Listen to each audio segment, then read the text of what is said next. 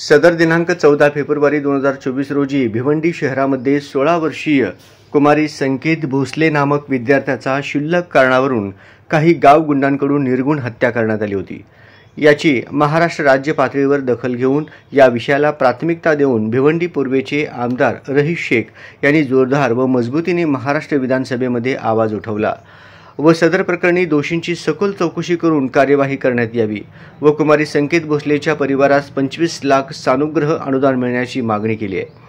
भिवंडी शहरामध्ये कायदा व सुव्यवस्थेचा जो काही बाजार मांडून ठेवलेल्या प्रशासनाला एक मोठी चपराक बसली आहे। दिनांक 14 फरवरी 2024 रोजी वरालदेवी नगर कामतघर परिसरमध्ये 16 वर्षाचा एक तरुण संकेत भोसले याचा एकदम शिल्लक विषयावर कत्ल झालेला आहे। अध्यक्ष महोदय, भिवंडीमध्ये कायदा सुव्यवस्थेची परिस्थिती झालेली आहे।